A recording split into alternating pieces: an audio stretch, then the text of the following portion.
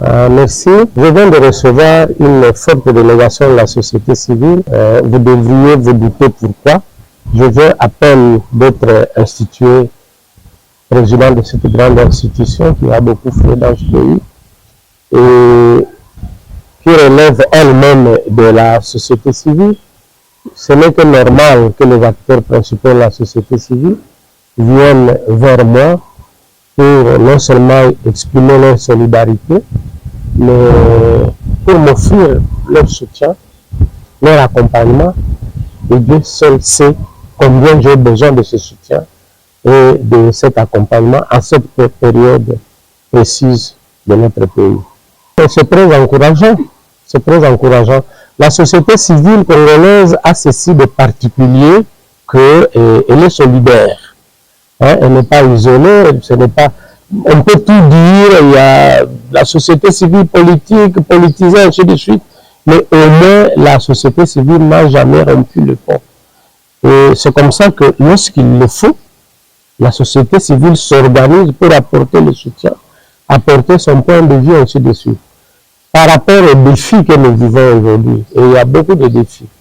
Nous avons cette guerre à l'est du pays, nous avons cette tension intérieure qui ne dit pas son mot.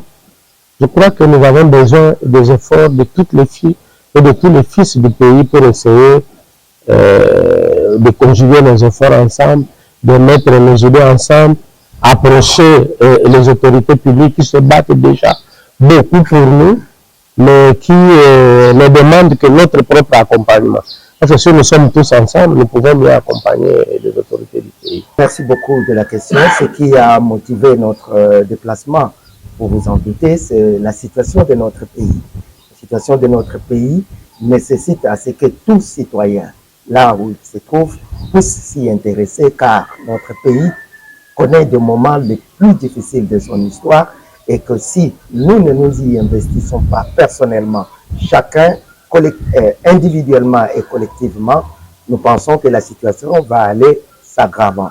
Et ici, aujourd'hui, il s'est fait qu'au niveau de la CIME, qui est une institution à cheval entre une institution citoyenne et une institution officielle. Parce que la CIME est, par définition, un organe qui s'occupe de la médiation et de l'intégrité dans le chef de la gestion de notre pays à un certain degré. Et nous avons pensé qu'après que nous ayons perdu un des grands hommes, un grand esprit comme on l'appelle chez nous, un homme de paix, à qui nous présentons, nous réitérons encore nos condoléances à sa famille biologique et à la CIME et aux confessions religieuses dans l'ensemble. Et je citais son éminence imam Moussa Rachid.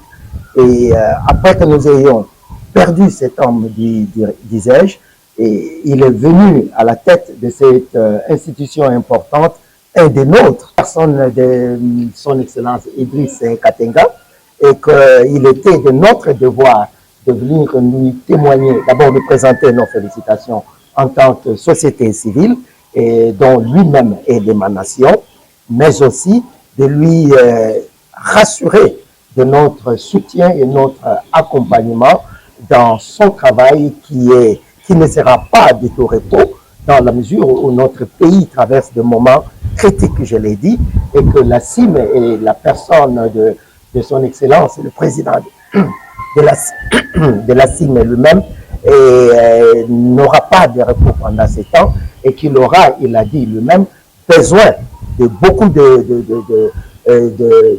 gros bras, comme on dit.